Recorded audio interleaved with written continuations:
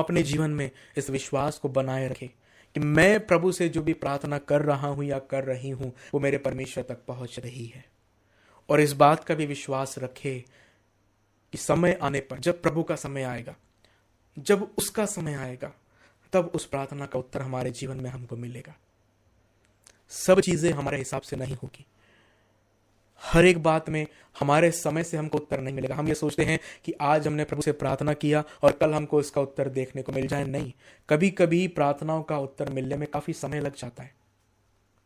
हमने ऐसी गवाहियों को भी सुना है, आप लोगों ने भी ऐसी गवाहियों को सुना होगा, या आप लोगों के भी जीवन का ये अनुभव होगा कि आप कई सालों से किसी विषय के लिए प्रार्थना कर रहे हैं और एक लंबे अंतराल के बाद, एक लंबे इंतजार के बाद आपको उस प्रार्थना का उत्तर आपके जीवन में आपको मिला। तो इसका मतलब क्या है कि परमेश्वर ने, आपने जो मांगा परमेश्वर ने वो आपको दिया। भले ही हाँ, उसके लिए थोड़ा समय जरूर लगा, लेकिन परमेश्वर के सम्मुख आपकी प्रार्थना पहुंची और परमेश्वर ने उस प्रार्थना को थामा, और जब उसका समय आएगा परमेश्वर उसका उत्तर आपको आपके जीवन में देगा। और इसलिए हमको निश्चिंत होना है इस बात के लिए कि मेरी प्रार्थनाएं व्यर्थ नहीं गई है। हमने आंसुओं के साथ प्रार्थना की होगी, हमने उपवास के साथ प्रार्थना की होगी, हमने बड़े दुखी होके, बड़े व्याकुल मन से प्रार्थना की होगी, और उसका उत्तर शायद अभी तक हमको नहीं मिला होगा। हमको निराश नहीं होना, हमको हताश नहीं होना। हमारी प्रार्थनाएं प्रभु तक पहुंची है, और ये वचन इस बात का सबूत है। क्या लिखा हुआ है? वो एक स्वर्गदूत सोने का धूपदान लिए हुए आया, वेदी के निकट खड़ा हुआ, और उसको बहुत धूप दिया गया कि पवित्र लोगों की प्रार्थनाओं के साथ सोने के उस वेदी पर जो सिंहासन के सामने है चढ़ाए। बहुत सारा उसको धूप दिया गया कि पवित्र लोगों की प्रार्थनाओं के साथ, जो संत, जो हम जैसे लोग परमेश्वर के सामने जो अपनी प्रार्थनाओं को रखते, हमारी प्रार्थनाओं के साथ वो सिंहासन के सामने उसको चढ़ाए, उस धूप को चढ़ाए। तो हमारी प्रार्थनाएं सिंहासन तक पहुंच रही है परमेश्वर के, और ये हमारे लिए बहुत बड़ी बात है, हमारे लिए आनंद करने की बात है, हमारे लिए खुशी की बात है कि हमारी प्रार्थनाएं व्यर्थ नहीं जाती है। प्रियो, उत्तर जरूर लेट मिलता है, कभी कभी उत्तर मिलने में देरी हो जाती है, हमें प्रतीक्षा करना पड़ता है, और वो प्रतीक्षा हमसे होती नहीं, क्योंकि हम अधीर मनुष्य है, धीरज हम में नहीं है।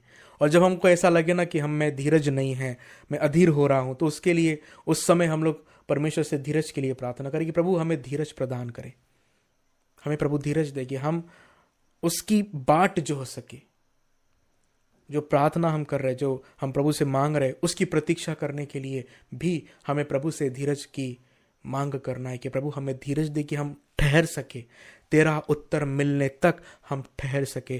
ध्यान रखिएगा, प्रभु अपना उत्तर देता है, चाहे वो हाँ में दे या ना में दे।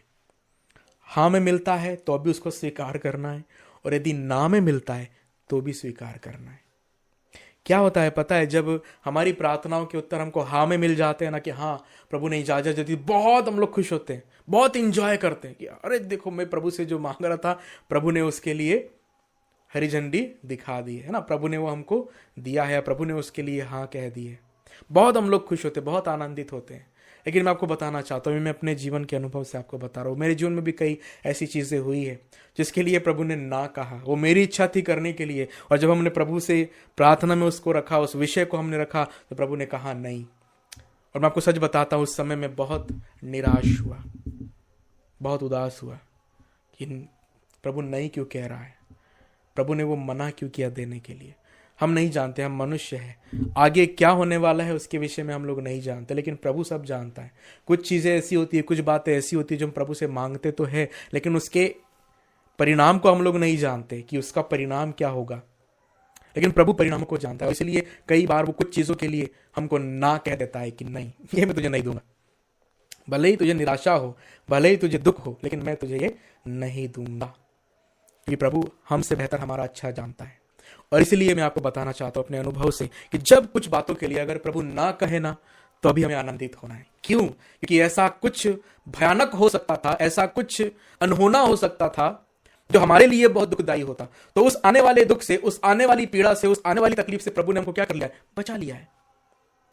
उस चीज को हमें ना देकर जो हम प्रार्थना में मांग रहे थे, तो जब किसी प्रार्थना का उत्तर हमको ना में मिले तो भी हमको आनंदित होना है और उसके लिए प्रभु को धन्यवाद देना है कि प्रभु तेरा धन्यवाद, तूने हो सकता है आने वाले किसी बुरे परिणाम से मुझे बचा लिया। उसके लिए भी हमको धन्यवाद देना है। सो जब हमें हमारी प्रार्थनाओं के उत्तर मिले हाँ में, हमें सिर्फ तभी आनंदित नहीं होना है, लेकिन हमें तब भी आनंदित होना है जब हमें हमारी प्रार्थना के उत्तर ना में मिले। तब भी हमें प्रभु को धन्यवाद देना है, तब भी हमें उसकी प्रशंसा करना है। और जैसा कि मैंने कहा, हमारी प्रार्थनाओं के उत्तर हमें मिलते हैं, चाहे हाँ में मिले चाहे ना में मिले। और ये बात हमेशा ध्यान रखिएगा, हमारी प्रार्थनाएं प्रभु के सम्मुख जाती है।